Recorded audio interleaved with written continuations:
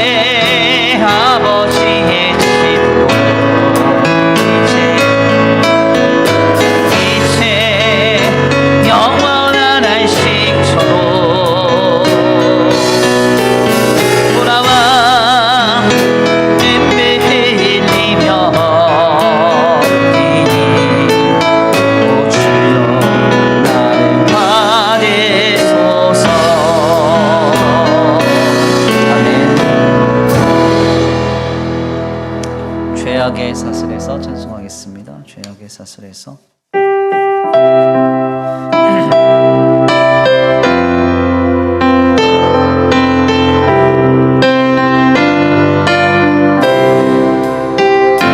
죄악의 사슬에서 괴로움에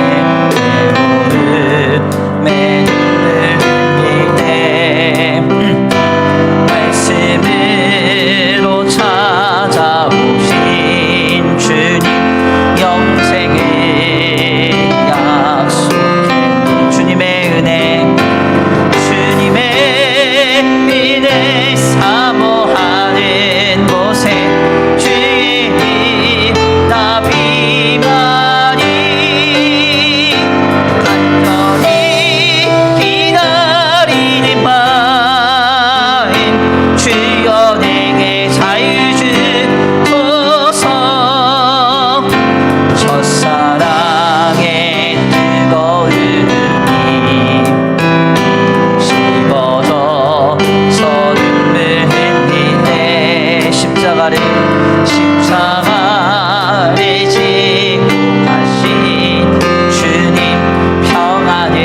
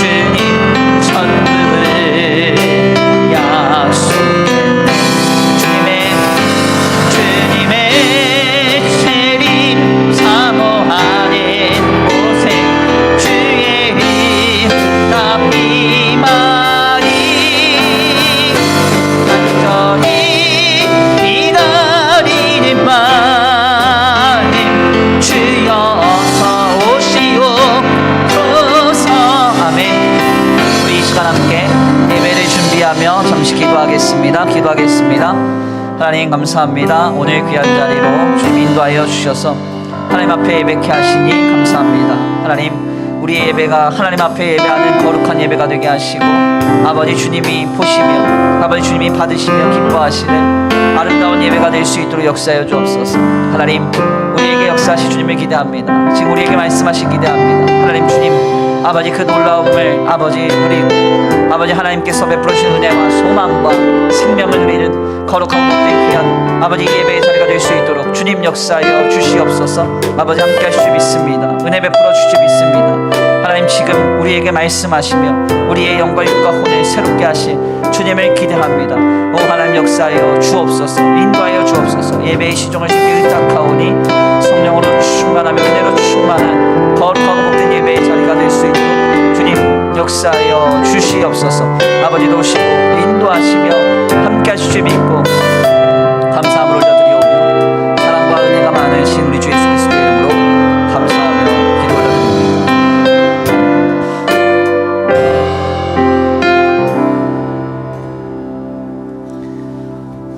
시간이 되었습니다. 주님 앞에 예배하겠습니다. 새 찬송가 38장 1절 올려드리신 뒤에 주님 앞에 예배하겠습니다.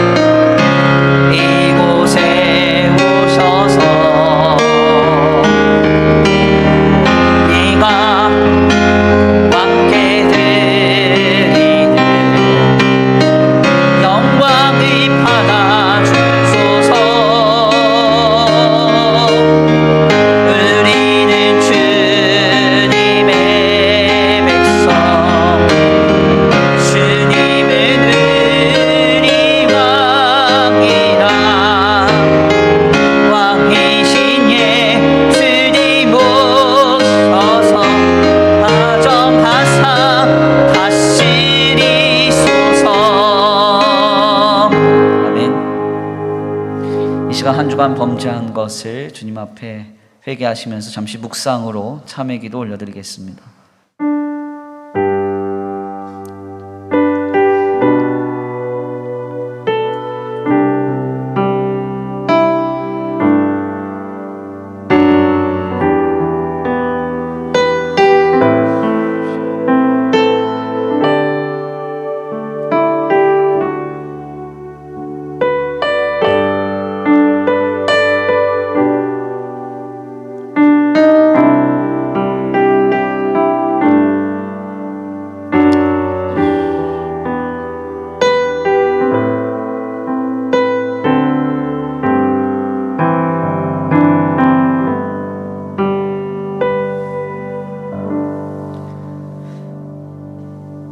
그런즉 누구든지 그리스도 예수 안에 있으면 새로운 피조물이라.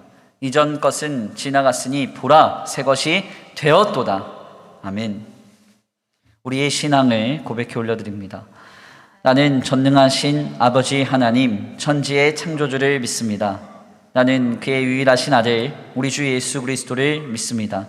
그는 성령으로 잉태되어 동정녀 마리아에게서 나시고 본디오 빌라도에게 고난을 받아 십자가에 못 박혀 죽으시고 장사된 지 4일 만에 죽은 자 가운데서 다시 살아나셨으며 하늘에 오르시어 전능하신 아버지 하나님 우편에 앉아 계시다가 거기로부터 살아있는 자와 죽은 자를 심판하러 오십니다.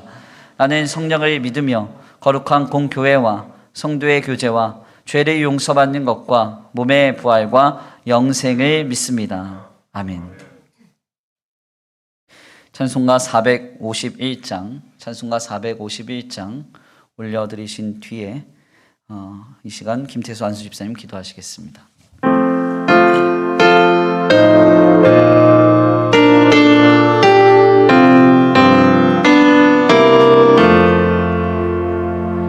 예수 영광 버리사 사람 되신 것 보고 너도 고난 당하나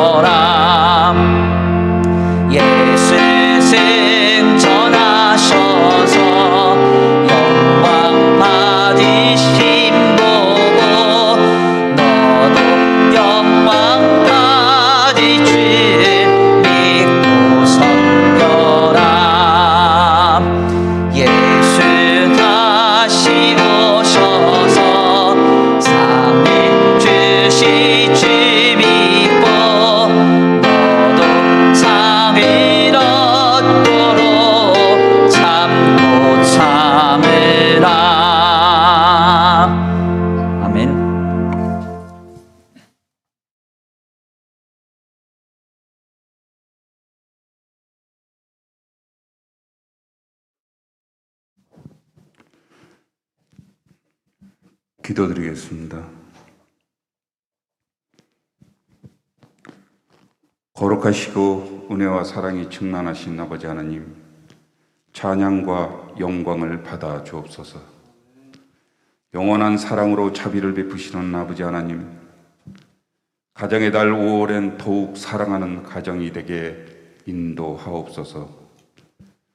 따사로운 햇살과 새 아침을 주신 주님의 동일한 사랑과 성실함처럼 우리의 연약함과 쓴 뿌리를 이 시간 다 내어놓고 인내하오니 감사하지 못하고 화목하지 못한 순간순간에 어두운 앙금을 벗어버려 부모에게, 남편에게, 아내에게, 자녀에게, 또한 이웃에게 사랑이 흘러넘치는 나오미와 같은 효부로, 요셉과 같은 용서와 화목으로, 우리 주 예수 그리스도의 끝없는 사랑 같은 인내로 서로를 이끌며 보듬는 귀한 계절이게 하옵소서.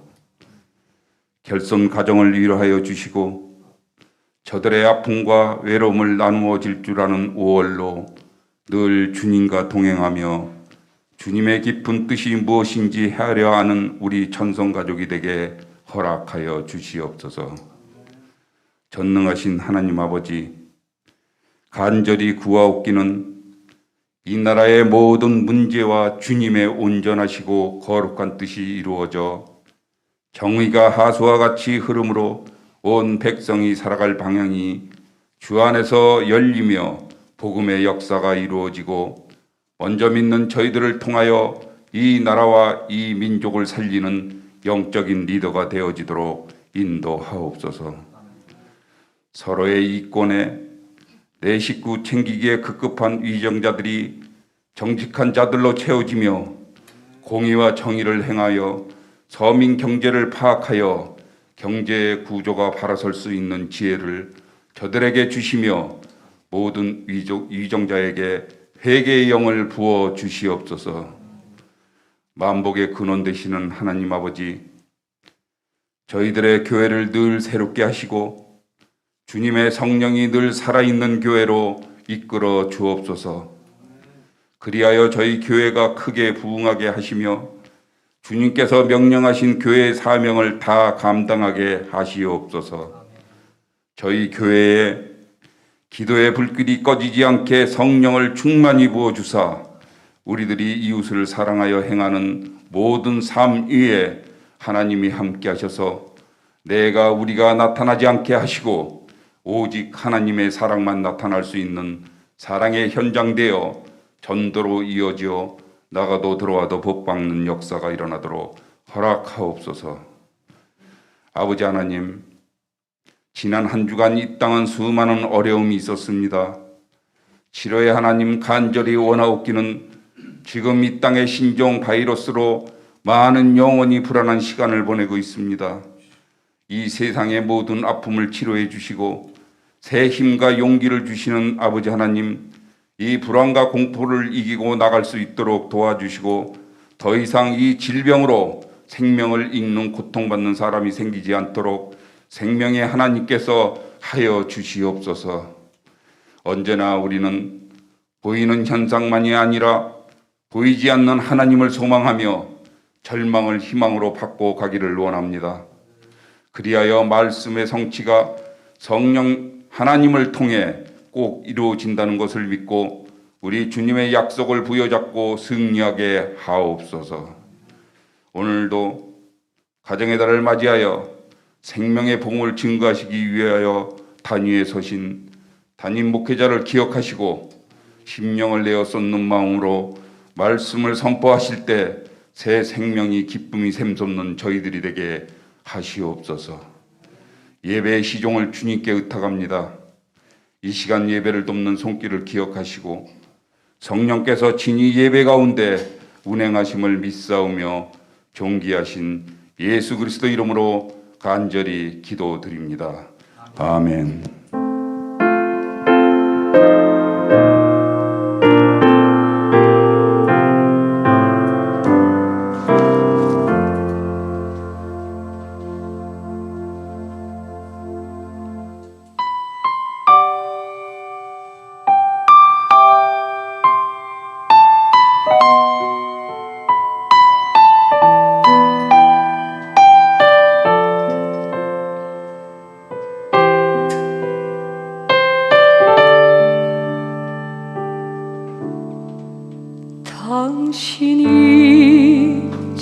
묻혀서 기도할 수 없고 눈물이 빗물처럼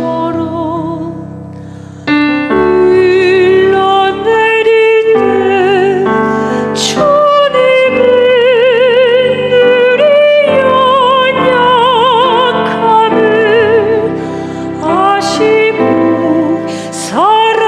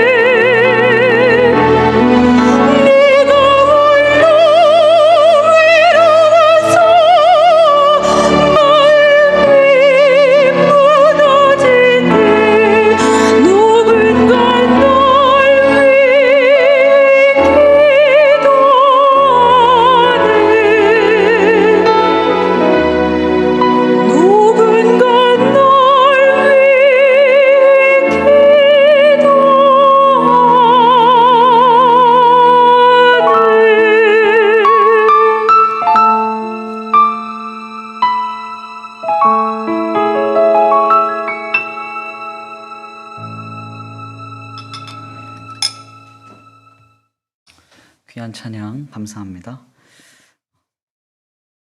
교회 소식 알려드리겠습니다. 예배 참석하신 모든 분들 주님의 크신 사랑으로 환영하고 축복합니다. 예배에 목숨 걸면 인생이 바뀔 줄 믿습니다. 새로 오신 분들 담임 목사님 만나고 가시기를 바랍니다. 예배와 교회 정상화를 위한 기간으로 지냅니다. 오늘부터 1부와 2부, 3부 예배로 진행이 되고요. 예배 참석 인원은 30명으로 각각 제한이 됩니다. 김소희 전도사에게 신청해 주시기를 바랍니다. 교육기간 예배는 비대면으로 진행 중에 있고요. 6월부터는 정상화하려고 합니다. 예배 방향 지침 내용 참고해 주시고 예배 참석자와 인도자는 KF94 마스크를 착용해 주시면 감사하겠습니다. 특별히 이 덴탈 마스크 같은 경우는 이제 우리 설교자만 덴탈 마스크를 착용하고 KF94 마스크 착용이 어려우신 분들은 우리 교육자들에게 말씀해 주시면 입구에서 KF94 마스크를 공급해 드리도록 하겠습니다. 예배 후에는 바로 예배당 퇴장을 부탁을 드리고요. 유증상자와 75세 이상은 예배 참석이 금지됩니다. 양해를 부탁을 드립니다. 신청자 외에는 예배 참석이 불가능한데 지정된 좌석에 착석을 꼭 해주셔야 됩니다. 손소독은 들어오고 나가실 때 꼭 해주시기를 부탁을 드립니다. 제2 여전도의 헌신 예배는 6월로 연기가 되었습니다. 6월 마지막 주 금요기도회로 감당됩니다. 특별 수요기도회가 5월 26일 돌아오는 수요일부터 담임 목사가 회복이라는 주제로 4주 동안 감당합니다. 평일 모임이 시작이 되는데요. 온라인으로 제자훈련반 8기가 모집됩니다. 화요일 저녁 8시인데요. 우리 김솔 전도사님께 신청해 주시면 감사하겠습니다. 구역장 모임은 목요일 오전 11시와 저녁 8시인데 김솔 전도사님 통해서 저희가 공지를 하도록 하겠습니다. 저희가 코로나19로 인한 어려운 교회 구제 프로젝트를 감당하고 있습니다. 철치 인큐베이팅 프로젝트라 해서 교회를 좀 끌어안고 1년 동안 저희가 지원하면서 가려고 하는데 지금 이제 그 한 2교회 정도를 저희가 1년 동안 섬길 수 있을 것 같습니다. 다음 주까지만 광고가 되고 6월 첫 주부터 구제를 감당하도록 하겠습니다. 우리 그 이상수 김인숙 성도의 장녀 이하영 자매가 결혼합니다. 내용 참고해 주시고 많은 축하를 해 주시기를 바랍니다. 우리 맹재숙 집사님과 구용갑 집사님 건강을 위해서 함께 기도해 주시기를 부탁을 드립니다. 교역자 교차 임명을 저희가 하게 됐습니다. 교회가 어려운 상황이 되어서 저희가 교차 임명이 되었는데요. 잠깐 앞으로 나와 주시길 바랍니다. 그동안 유아유치부 아름답게 잘 섬겨주셨던 우리 서정무 전도사님이 청년부 교역자로 임명이 되었고요. 우리 이민석 간사님이 내년부터 이제 군목 과정을 밟아가야 돼서 통합적 교회로 임명을 해야 되는데 교회가 어려운 상황이라서 타이반 자이반으로 네, 이렇게 헌신해 주셨습니다. 그래서 내년 말까지 올해 말까지 이렇게 섬겨주실 텐데 많은 사랑과 관심을 부탁을 드립니다. 인사하고 들어가겠습니다. 차렷 경례. 네, 감사합니다. 오늘 우리에게 주시는 하나님의 귀한 말씀 요한복음서 4장 43절에서 45절까지의 말씀입니다. 요한복음서 4장 43절에서 45절까지의 말씀입니다. 제가 가진 신약성경 149페이지인데요. 함께 다 같이 봉독해 올려드리겠습니다. 함께 봉독합니다. 시작. 이틀이 지남에 예수께서 거기를 떠나 갈릴리로 가시며 친히 증언하시기를 선지자가 고향에서는 높임을 받지 못한다 하시고 갈릴리에 이르심에 갈릴리인들이 그를 영접하니 이는 자기들도 명절에 갔다가 예수께서 명절 중 예루살렘에서 하신 모든 일을 보았음이더라. 아멘. 할렐루야. 아멘. 할렐루야. 아멘. 오늘도 하나님의 예비하신 귀한 은혜가 있는 줄 믿습니다. 귀한 시간 하나님의 은혜로 새롭게 되시고 하나님의 귀한 말씀 가운데 힘을 얻고 변화받는 귀한 시간 되시길 간절히 축원합니다. 우리 다 같이 믿음으로 한번 선포하겠습니다. 다 잘 되고 있습니다. 하나님이 하십니다. 시작. 다 잘 되고 있습니다. 하나님이 하십니다. 아멘. 다시 한번 믿음으로 선포합니다. 다 잘 되고 있습니다. 신앙으로 회복합시다. 시작. 다 잘 되고 있습니다. 신앙으로 회복합시다. 아멘. 오늘도 주님을 향한 믿음으로 오셔서 예배하는 우리 성도들 모두에게 하나님께서 베풀어 주시는 회복의 은혜와 강복의 역사가 있게 될 줄 믿습니다. 오늘은 귀한 시간, 귀한 말씀을 통하여서 신앙 본질을 꿰뚫는 통찰, 신앙 본질을 꿰뚫는 통찰이란 제목으로 하나님의 귀한 말씀 함께 나누고자 합니다. 지난 3월 28일에 우리 교회 안에 일어난 일련의 일들로 인해서 성도들과 우리 교회 공동체에 심려를 끼쳐드린 점에 관하여 다시 한번 용서의 말씀을 드립니다. 지난 기간들을 함께 지내시는 동안 마음속에 불편하시고 또 어려운 일이 있으셨다고 한다면 저와 우리 교육자들 더 나아가 당회원들에게 문의해 주시면 성실하게 그리고 진실하게 답변해 드리고 더 나아가 섬기도록 하겠습니다. 기도해 주셔서 지난 2주간 저 역시 근신 기간을 지내면서 은혜 중에 근신 기간을 잘 마치었습니다. 이번 근신 기간에 그 여정 동안 늘 제 머릿속에 그런데 떠나지 않았던 영문 식구 하나가 있는데요. 우리 젊은 세대들이 좋아하는 애플이라는 기업의 창시자인 이 스티브 잡스가 머리가 복잡하고 어지러울 때면 늘 꺼내어 읽었다고 하는 윌리엄 블레이크의 시 중 하나입니다. 어규리스 오브 이노센스라고 하는 이 순수의 전조라고 하는 시가 있는데요. 이 시의 서두 부분이 제가 근신기간을 지내는 동안 제 마음속에서 늘 떠나지 않았습니다. 이 시는 이렇게 시작합니다. To see a world in a grain of sand and a heaven in a wild flower, hold infinity in the palm of your hand and eternity in an hour. 근신을 했더니 영어가 되네요. 이 영문 식구의 해석은 이렇게 해석이 돼요. 한 알의 모래에서 세상을 보고 한 송이 들꽃에서 하늘을 본다. 너의 손바닥에 무한을 쥐고 한순간에 영원을 담아라. 참으로 인상적인 시인의 노래가 아닐 수가 없습니다. 소위 문학계에서 노력으로 이룰 수 없는 이 경지가 시인의 경지라고 하죠. 시인의 노래는 삶의 통찰을 시각과 촉각, 감각과 느낌 그리고 그것을 은유적인 언어로 담아내는 높은 수준의 문학입니다. 그래서 속된 말로 시인은 훈련에 의해서 혹은 노력에 의해서 탄생되지 않고 타고나야 한다라고까지도 말하죠. 교회 안에 일어난 일련의 일들로 인해서 회개하면서 근신하며 지내는 동안 제게 이 시가 계속적으로 떠올랐던 이유는 다른 것이 아니었습니다. 저는 조용히 홀로 된 시간을 회개하면서 보내면서 과연 진리인 기독 신앙이란 무엇일까를 고민했습니다. 그리고 그것을 숙고할 때마다 늘 제 마음을 뜨겁게 했던 식구는 이 순수의 전조라는 시의 서문이었습니다.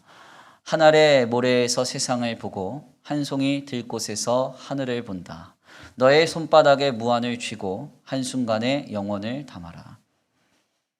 우리가 믿는 진리인 기독 신앙이란 과연 무엇일까요? 저는 이것을 이렇게 정리했습니다. 우리의 삶의 자리에서 경험하는 크고 작은 모든 것들로부터 하나님의 세계, 즉 본질을 꿰뚫는 통찰이다. 그래서 신앙이라고 하는 것은 본질을 꿰뚫는 통찰이다. 이렇게 정리했습니다. 그래서 기독신앙을 따르는 성도들은 현상에만 몰입하지 않죠. 당장의 상황과 조건과 형편에 모든 것을 집중하거나 거기에 빠져서 마음이 함몰되고 낙심하지 않습니다.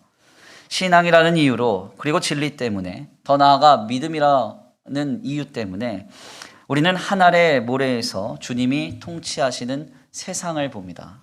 아멘입니까? 누구나 지나치는 들풀에서 주님이 섭리하시는 하늘을 발견하게 되는 것이죠. 결국 성도인 우리는 그것을 손에 쥐고 영원한 하나님을 품게 되는 것입니다. 이것이 바로 오늘 우리의 신앙입니다. 이것을 우리 예수님은 이렇게 말씀하셨습니다. 누가복음서 12장 24절에서 31절인데요. 제가 한번 봉독해 올려드리겠습니다. 까마귀를 생각하라. 심지도 아니하고 거두지도 아니하며 골방도 없고 창고도 없으되 하나님이 기르시나니 너희는 새보다 얼마나 더 귀하냐. 또 너희 중에 누가 염려함으로 그 키를 한 자라도 더할 수 있느냐. 그런즉 가장 작은 일도 하지 못하면서 어찌 다른 일들을 염려하느냐. 백합화를 생각하여 보라. 실도 만들지 않고 짜지도 아니하느니라. 그러나 내가 너희에게 말하노니 솔로몬의 모든 영광으로도 입은 것이 이 꽃 하나만큼 훌륭하지 못하였느니라. 오늘 있다가 내일 아궁이에 던져지는 들풀도 하나님이 이렇게 입히시거든 하물며 너희일까 보냐. 믿음이 작은 자들아. 너희는 무엇을 먹을까 무엇을 마실까 하여 구하지 말며 근심하지도 말라. 이 모든 것은 세상 백성들이 구하는 것이라. 너희 아버지께서는 이런 것이 너희에게 있어야 할 것을 아시느니라. 다만 너희는 그의 나라를 구하라. 그리하면 이런 것들을 너희에게 더하시리라. 아멘입니까? 우리 예수님이 뭐라고 말씀하세요? 까마귀를 생각하여 보라. 백합화를 생각하여 보라.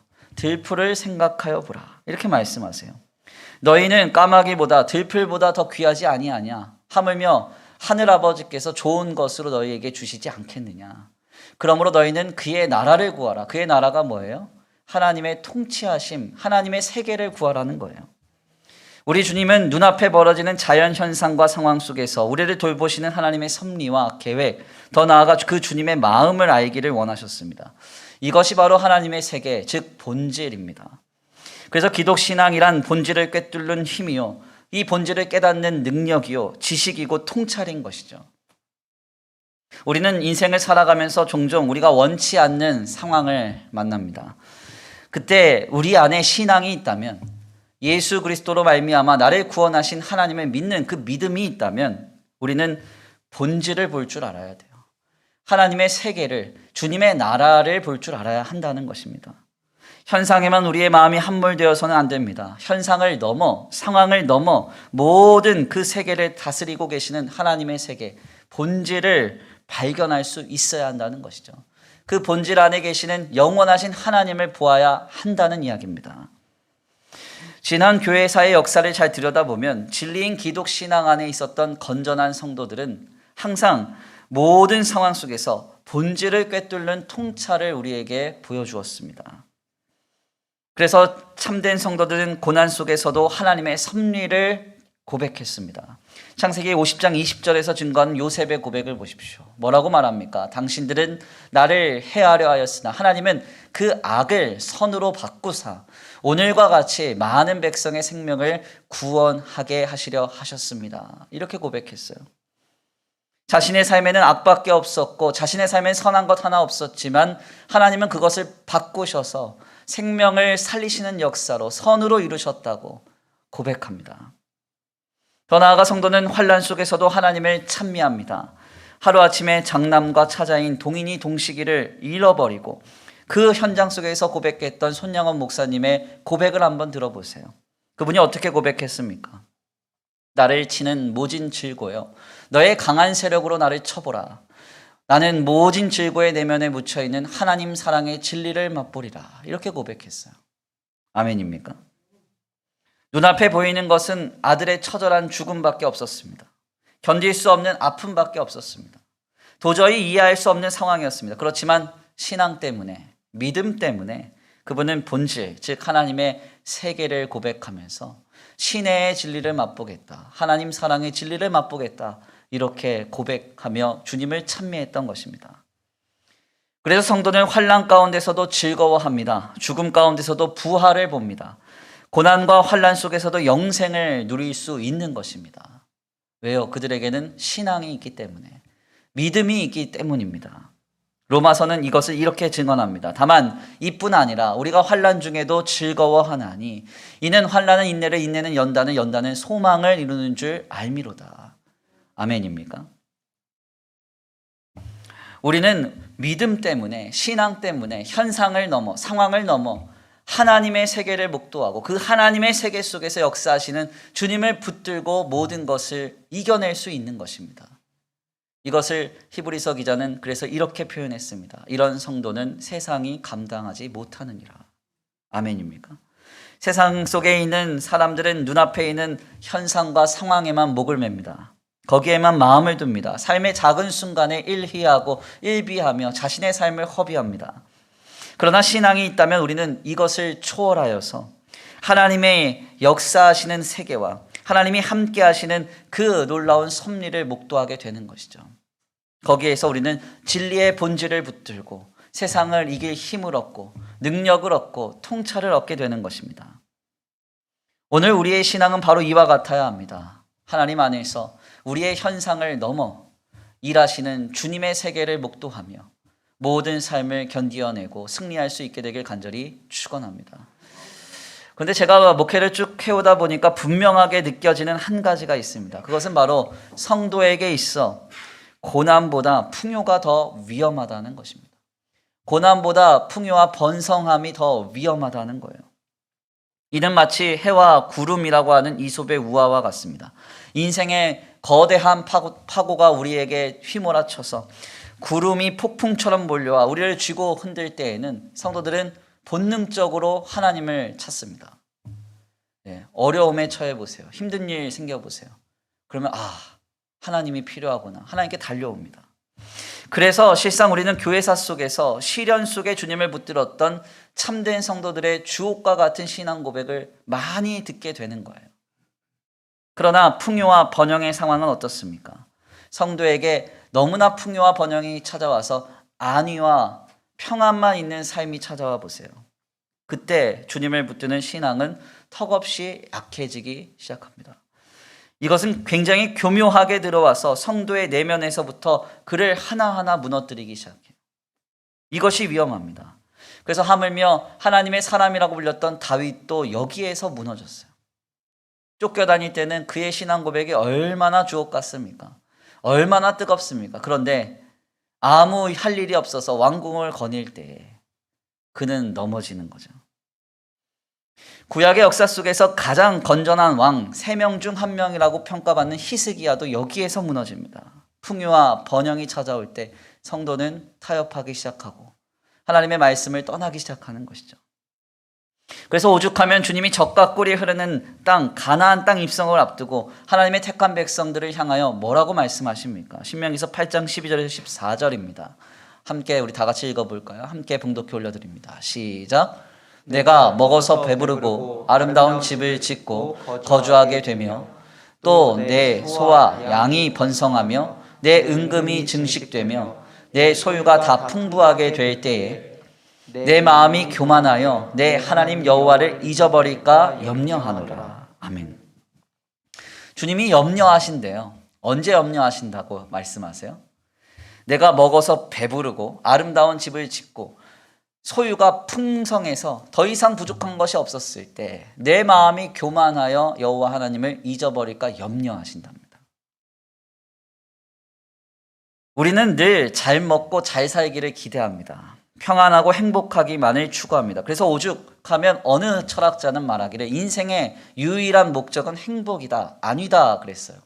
행복과 안위를 추구하는 것은 우리 모두의 모습입니다. 우리는 아무 걱정 없는 삶, 평안하고 행복한 삶을 열망해요. 그런데 실상 신앙에 있어 풍요와 번성은 가장 위험한 독입니다. 그래서 우리가 신앙은 본질을 꿰뚫는 통찰이라고 할 때 이것을 가장 우선하여서 적용해야 하는 대상이 있다면 그 대상은 바로 아무 걱정 없이 풍요와 안위를 누리고 있는 그 성도들이어야 돼요. 지금 우리의 삶을 들여다보십시오. 특별한 문제가 별로 없습니까? 고민할 거 없나요? 그때 우리는 신앙생활을 똑바로 해야 돼요. 코로나 때문에 다들 어렵다고 하는데 나는 별다른 문제가 없습니까? 그때가 내게 가장 위험한 상태입니다. 나를 가장 예의주시해야 봐야 되는 거예요. 내 자녀가 잘 되고 어떤 공급도 문제없이 탁탁 이루어지고 있습니까? 바로 그 순간이 우리의 신앙을 바로 세워야 할 시점임을 알아야 됩니다. 본문은 바로 이 점에 있어서 굉장히 중요한 신앙의 인사이트를 우리에게 깨닫게 합니다. 오늘 본문 말씀에서 예수님은 이제 사마리아를 떠나서 갈릴리에 입성하십니다. 이 갈릴리라고 하는 이 지역은 주님이 청년, 즉 그러니까 이 공생애를 시작하시기 전까지 주님이 활동했던 무대였고 어린 시절부터 자라났던 환경이었습니다. 그래서 주님은 이곳을 자신의 고향처럼 여겼어요. 주님은 이 자신이 자라나고 성장했던 활동했던 이 갈릴리로 가시면서 오늘 본문 말씀에 따르면 선지자는 고향에서 높임을 받지 못한다고 말씀하십니다. 오늘 본문 말씀 44절입니다. 함께 한번 봉독해 올려볼까요? 44절입니다. 시작. 친히 증언하시기를 선지자가 고향에서는 높임을 받지 못한다 하시고. 아멘. 오늘 본문 말씀 44절 말씀을 보니까 주님은 고향으로 가시면서 자신이 활동했던 그 지역으로 가시면서 이곳에서는 나를 환대하지 않을 것이다 라고 하는 그 예언으로 선지자는 고향에서 환대받지 못한다 이렇게 말씀하셨습니다. 이것은 사실 실상 팩트였어요. 여타의 복음서에 따르면 실제적으로 주님은 고향 땅에서 자신이 인정받지 못함을 여러 번 경험했습니다. 가족과 친지들에게 인정받지 못했고요. 고향 사람들은 예수님을 그리스도로 인정하지도 않았습니다. 하물며 예수님의 동생인 야고보는요, 예수님 승천 이후에야 주님을 향한 믿음을 가졌어요.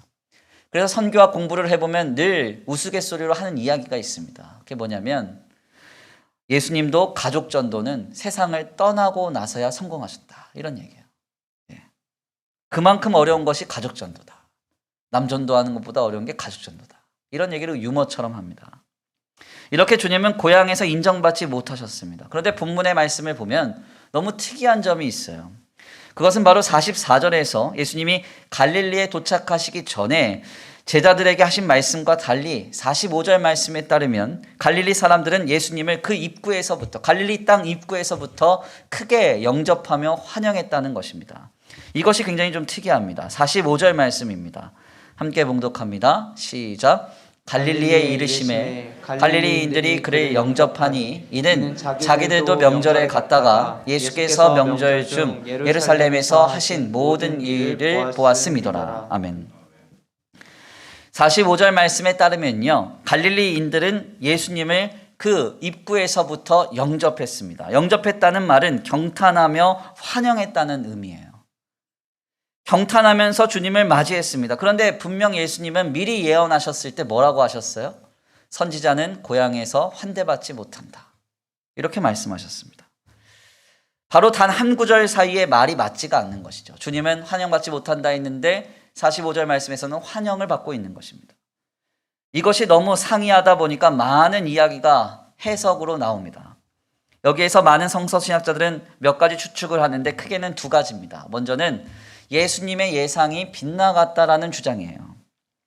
예수님이 제자들에게 미리 말씀하셨지만 주님의 예상과 실제적인 상황이 달랐다는 이야기입니다. 그런데 이 본문은 이렇게 이해를 하면 큰 문제가 생겨요. 그게 뭡니까? 우리 예수님은 하나님의 아들, 하나님과 동일한 본질이신 하나님이시거든요. 아멘입니까? 그러니까 주님은 실수가 없으시죠. 아멘을 왜 안 하세요? 주님은 실수가 있으세요? 네, 그러면 안 됩니다. 그러니까 주님의 신성이 부정이 되면 안 돼요. 예수님은 인성과 신성을 동일하게 갖고 계셨다. 그렇기 때문에 때때로 예상한 것도 틀릴 수 있다. 이렇게 하게 되면 한 가지 큰 문제가 발생되는데 바로 구속사역에 큰 문제가 발생하게 돼요. 예수님이 십자가를 지실 때 주님이 온 인류의 죄를 대속함으로 친히 속죄 제물이 되십니다. 이때 이 속죄 제물은 영원한 제사, 단 한 번의 제사, 완전한 제사를 확증하기 위하여 무흠한 제물이요 완전한 제물이 되어야 돼요. 무슨 말인지 아세요? 그러니까 예수님이 인성을 갖고 늘 실수하며 부족하신 모습을 함께 결점을 갖고 있는 존재셨다 그러면 주님의 십자가 사역이 부정되는 것입니다. 우리 예수님은 이 땅에서의 삶을 살아내시는 동안 결점 없으셨죠. 완전한 의인이셨어요. 아멘. 그렇기 때문에 본문을 예수님이 예상이 빗나갔다 혹은 예수님이 말실수하셨다 이런 식으로 해석을 하면 안 되는 것입니다. 이건 바른 해석이 아니에요. 두 번째로 해석되는 것은 많은 사본학자들이 주장하는 이야기입니다. 44절에서 예수님이 말씀하신 이 예언은 다른 복음서에서 인용된 것이다 라는 주장이에요. 그러니까 요한복음서를 적을 때 이 성령의 감화 감동으로 적는 이 성경의 기자가 요한복음서를 적을 때 다른 복음서에서 주님이 하신 말씀을 적었는데 상황과 맞지 않았다는 이야기입니다. 들어보면 그럴듯하죠. 왜냐하면 실제적으로 다른 복음서를 보면 예수님이 고향 땅에 가셨다가 선지자가 고향에서는 인정받지 못한다는 말씀을 하셨거든요. 그러니까 이것을 인용하는 과정에서 뭔가 문제가 생겼다 이렇게 얘기를 하면 합당해 보입니다. 하지만 여기에도 굉장히 큰 문제가 생기죠. 그게 뭡니까? 이렇게 우리가 이 본문을 해석하게 되면 오늘도 살아계셔서 66권의 성경의 말씀으로 우리에게 말씀하시는 이 성경의 완전성이 부정되는 거예요. 그렇죠? 하나님의 영감으로 기록된 주님의 살아계신 말씀으로서 성경의 무오류성을 부정하게 됩니다. 성경이 인간의 저작물로서 불완전할 수 있고 누군가 편집된 의도가 개입되어 있다 이렇게까지도 확장되는 것이죠. 결국 건전한 신앙으로 세워질 수 없습니다. 본문을 이렇게 이해하는 것은 그래서 굉장히 신앙에 건전하지 않아요. 네. 그렇다면 본문을 어떻게 이해해야 될까요? 네. 성경은 단순한 사람이 은혜를 받는 거예요. 네. 성경은 있는 그대로 해석을 하시면 됩니다. 44절 말씀에서 예수님이 말씀하신 것은 먼저 사실이라고 해석을 해야 됩니다. 그러나 45절에 나타난 실제적인 현상이 달랐다고 해석을 해야 돼요. 그렇다면 왜 주님이 말씀하신 것과 현상이 달랐습니까? 45절 말씀에 그 해답이 나옵니다. 이것을 이해하기 쉽도록 45절 말씀을 표준 세번역 성경을 통해서 새롭게 해석을 해서 읽어드리겠습니다. 제가 읽어드릴게요. 예수께서 갈릴리에 도착하시니 갈릴리 사람들이 예수를 환영하였다. 그들도 명절을 지키러 예루살렘에 갔다가 예수께서 거기서 하신 모든 일을 보았기 때문이다. 아멘입니까? 갈릴리 사람들이 예수님을 왜 환대했습니까? 왜 영접했습니까? 왜 경탄했습니까? 예수께서 거기서 하신 모든 일을 보았기 때문이다. 이것이 바로 갈릴리 사람들이 예수님을 영접했던 이유였습니다. 즉 갈릴리 사람들이 예수님을 영접했던 이유는 예수를 그리스도로서 환영한 게 아니라 주님이 일으키셨던 기적을 환대했던 것이죠. 그래서 주님은 오늘 본문 말씀 이후에 48절 말씀을 통해서 이렇게 이 갈릴리 사람들의 모습을 책망하십니다. 48절이에요. 제가 한번 읽어드리겠습니다. 예수께서 이르시되 너희는 표적과 기사를 보지 못하면 도무지 믿지 아니하리라. 아멘입니까? 즉 갈릴리 사람들의 환대는 예수님이 하신 일, 즉 표적과 기적에 관련된 것이었지 그리스도이신 예수님을 향한 것이 아니었다는 이야기예요. 우리 주님은 이것을 꿰뚫어 보고 계셨습니다. 눈앞에서 사람들은 주님을 크게 환영했습니다. 환대했습니다. 주님을 향한 환호와 경탄이 쏟아졌습니다. 그러나 주님은 나는 지금 환대받지 못하고 있다고 말씀하고 계세요. 왜요? 그들은 그리스도이신 예수님을 향하여 영접했던 것이 아니라 주님이 일으킨 기적만을 기대하고 있었기 때문에 그렇습니다. 우리는 바로 여기에서 우리 예수님의 모습을 통해 진리인 기독신앙을 가진 자의 통찰을 목격하게 됩니다. 오늘 우리가 가져야 할 신앙의 모습이 이와 같다는 것이죠. 때때로 우리는 1차적으로 인식되며 경험되는 현상에만 우리의 마음을 빼앗길 때가 많습니다.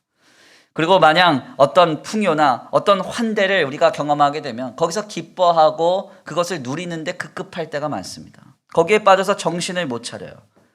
그러나 우리 예수님을 보십시오. 우리 예수님은 갈릴리 사람들의 환대 속에서도 경탄과 영접 속에서도 그 현상의 본질을 앞서 보고 계셨습니다. 이들의 환대는 예수를 그리스도로서 하나님께서 우리를 구원하시는 그 역사의 메시아로서 주님을 영접했던 것이 아니라 주님이 일으키실 기적, 환자들을 치유하고 특별한 행운과 특별한 공급이 있을 그 기적을 기대하는 현상임을, 그 현상의 본질을 보고 계셨던 것입니다.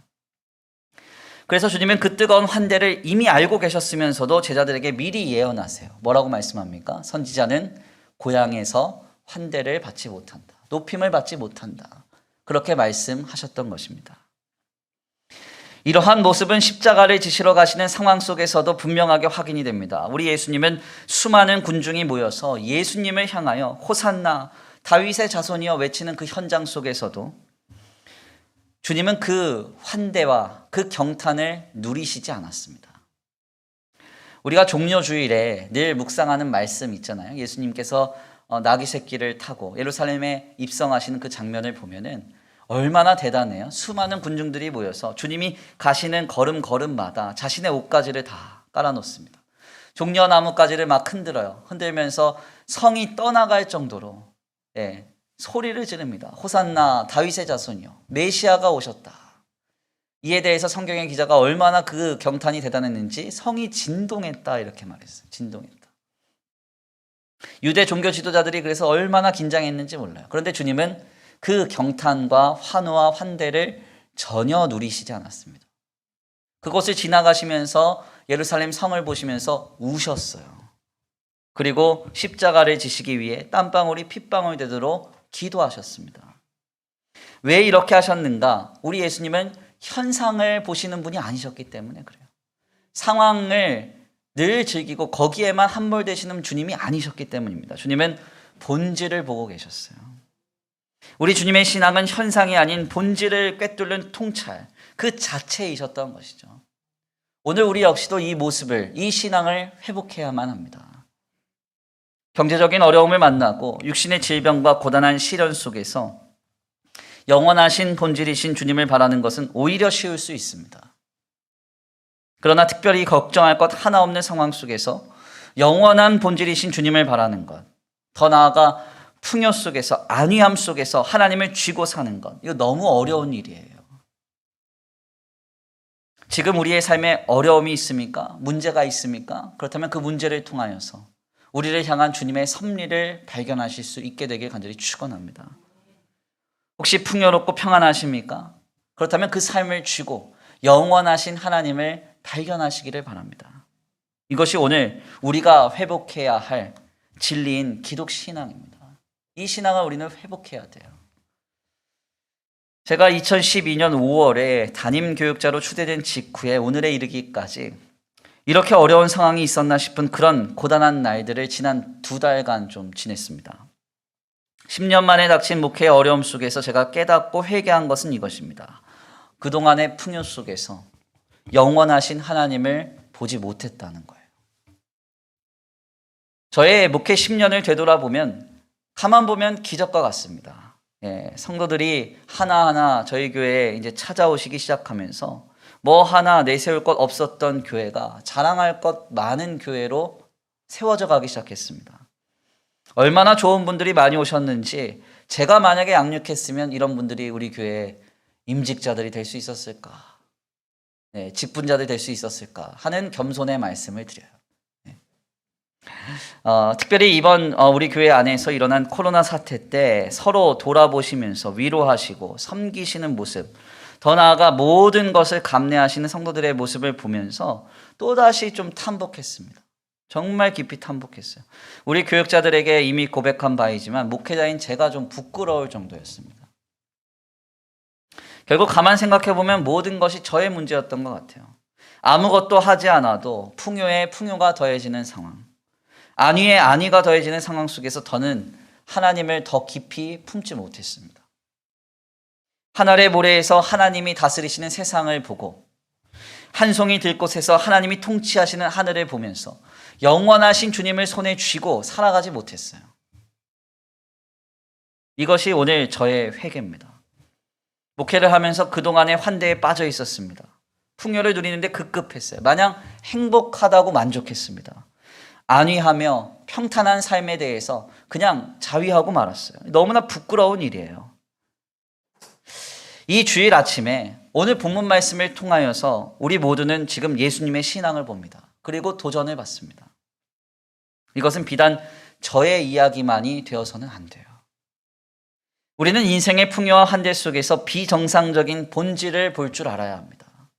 환대가 있습니까? 평안합니까? 풍요롭습니까? 그러나 그 속에 있는 하나님이 기뻐하시지 않는 여전히 죄 가운데 있고 비참 가운데 있는 그 비본질적인 요소를 보고 울 줄 알아야 돼요.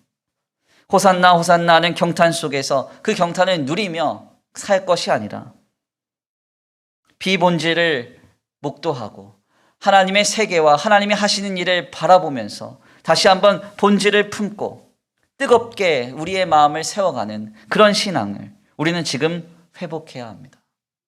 이 예수님의 신앙이 오늘 우리의 신앙이 되길 간절히 축원합니다.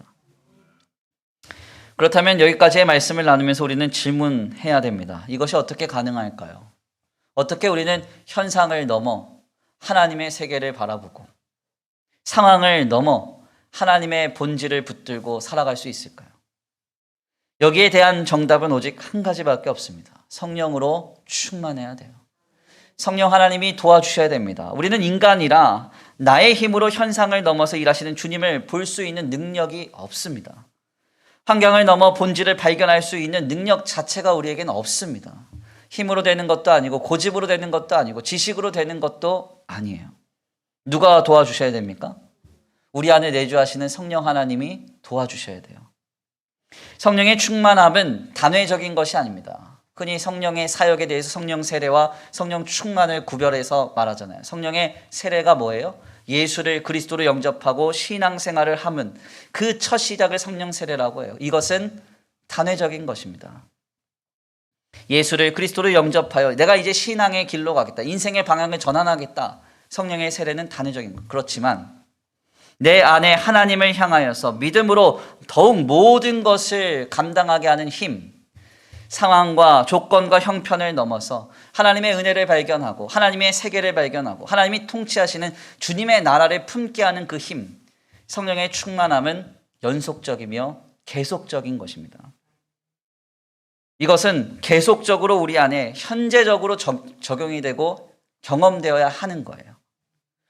어제 성령의 충만함을 받았다. 중요하지 않습니다. 오늘 성령이 충만하십니까? 이게 중요해요. 몇 년 전에 성령 사역을 뜨겁게 경험했다. 성령이 하시는 역사를 뜨겁게 경험했다. 특별한 체험이 있다. 하나도 중요하지 않아요.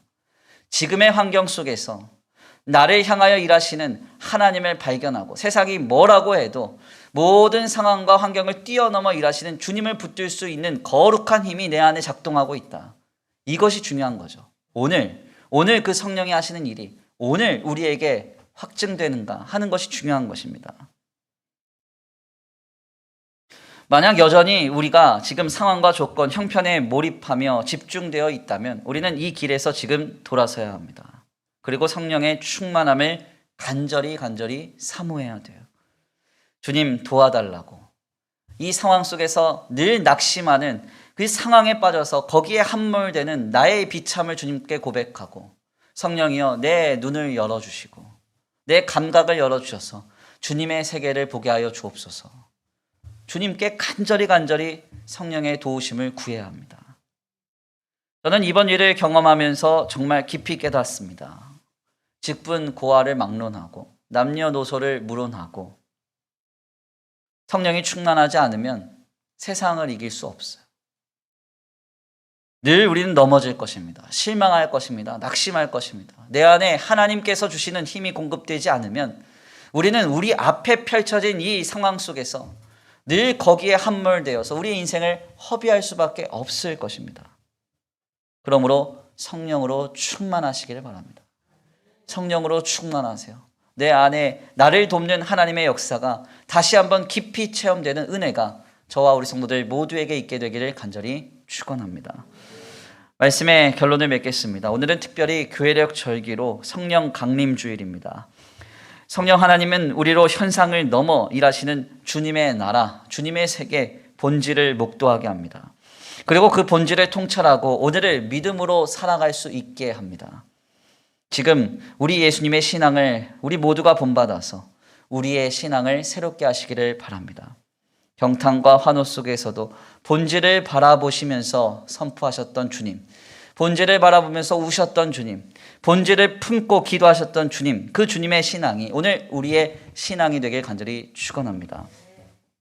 그동안 참으로 많이 어렵고 고단한 날들을 지내셨는 줄 압니다. 다시 한번 믿음으로 일어나십시오. 신앙으로 일어나십시오. 그 신앙을 통해 눈에 보이는 현상과 상황이 아닌 주님이 일하시는 본질을 목도하며 세상을 이기는 성도로 세워져 갈 수 있는 저와 우리 성도들 모두가 되시기를 간절히 축원합니다. 그 역사의 주인공 되시기를 축원합니다. 우리 이 시간 귀한 말씀 붙들고 함께 기도하겠습니다. 찬양의 가사를 생각하시면서 고백하시고 말씀 붙들고 기도하겠습니다. 허무한 시절 지날 때, 깊은 한숨 내쉴 때 성령이 오셔서 하나님의 나라를 꿈꾸게 하십니다. 그 놀라운 역사가 우리에게 있게 되기를 간절히 축원합니다.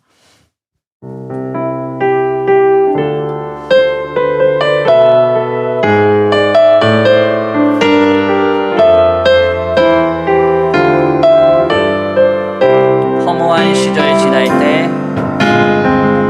허무한 시절 지날 때, 깊은 한숨 내쉴 때, 그런 풍경 보시며 탄식하는 분인데 고와 같이 너희를 버려두지 않으니 내가 너희와 영원히 함께하리라. 다시 한번 고백합니다. 허무한 시절 지날 때, 허무한 시절 지날 때, 깊은 한숨 내쉴 때, 그런 풍경 보시며 탄식하는 분인데 그와 같이 너희를 버려두지 않으니 내가 너희와 영원히 함께하리라. 성령이 오셨네, 성령이 오셨네, 성령이 오셨네, 성령이 오셨네, 내 주에 보내신 성령이 오셨네.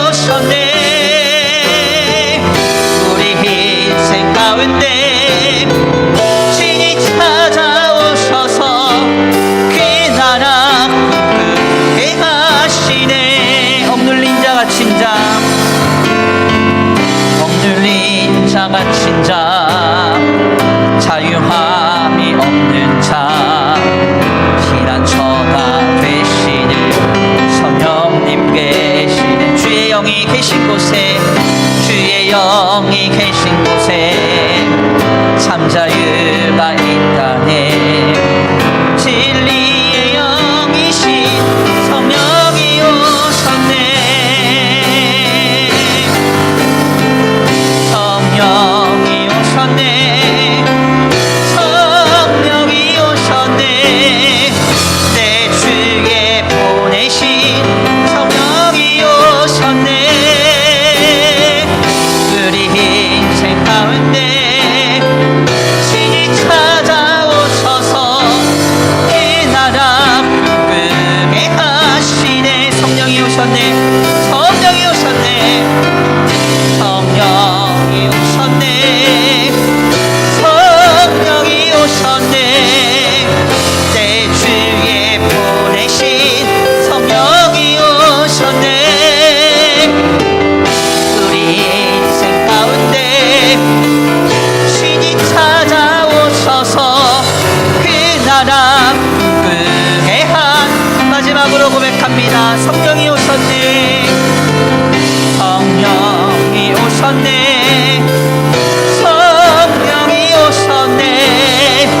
내 주에 보내신 성령이 오셨네. 우리 인생 가운데 신이 찾아오셔서 그 나라 꿈꾸게 하시네. 아멘. 우리 이 시간 함께 기도하기 원합니다. 하나님, 우리의 삶의 일상을 넘어, 우리의 삶의 현장을 넘어 일하시는 하나님의 세계를 품고 살아가길 원합니다. 주님, 내 상황과 조건과 형편 속에 내 마음이 함몰되어서 낙심하고 실망하며 살아갈 것이 아니라 허탄한 내 마음을 두고 허망한 생각을 품으며 인생을 허비할 것이 아니라 하나님의 나라를 품고 하나님을 붙들며 하나님을 쥐고 살아가는 우리 인생이 되기를 원합니다. 하나님, 이 힘을 내게 주옵소서. 이 은혜를 내게 주옵소서. 성령으로 충만하여서 우리의 마음과 생각을 변화시켜 주시고 새롭게 하셔서 오직 주님의 나라를 품고 살아가는 우리 신앙이 되게 하여 주시옵소서. 우리 이 시간 간구하고 소원하시면서 귀한 말씀 붙들고 주여 한번 부르시고 통성으로 기도 올려드리겠습니다. 주여 한번 부르시기로 합니다. 주여,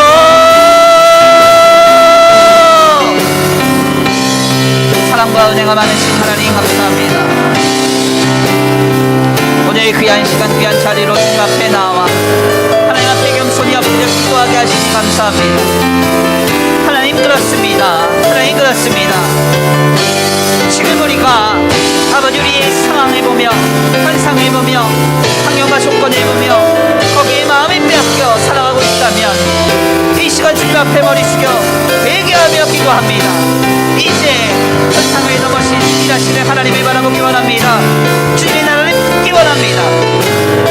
하나님, 허탄한 내 마음을 두고 아버지 풍요에 빠져 안위에 빠져 아버지 인생을 허비하며 살아갈 것이 아니라 오직 하나님께서 일하시는 세계를 품고 하나님을 붙들고 의지하여 믿음으로 살아가기를 원하오니 주여 나를 불쌍히 여기사 나를 긍휼히 여기사 주여 나를 새롭게 하여 주시고 성령으로 충만하여 하나님의 나라를 품고 살아갈 수 있는 우리 믿음이 될 수 있도록 주님 역사하여 주시옵소서. 아버지 도우실 줄 믿습니다. 아버지 함께 하실 줄 믿습니다. 아버지 역사하실 줄 믿습니다. 은혜 베풀어 주실 줄 믿습니다. 지금 일하실 줄 믿습니다.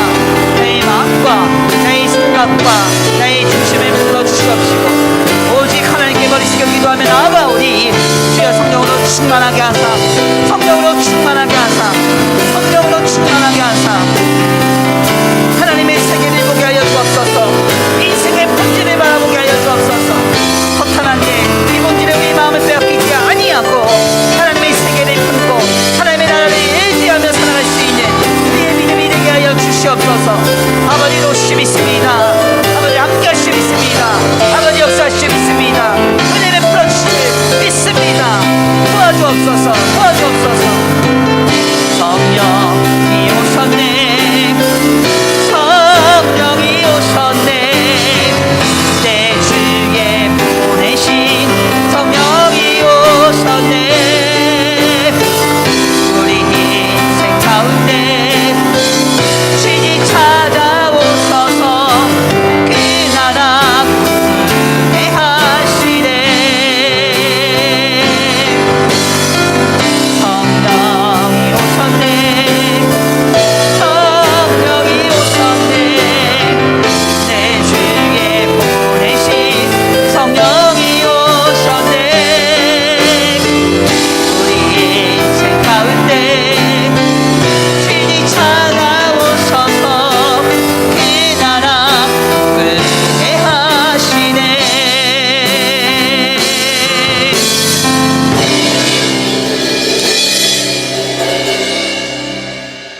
사랑과 은혜가 많으신 하나님 감사합니다.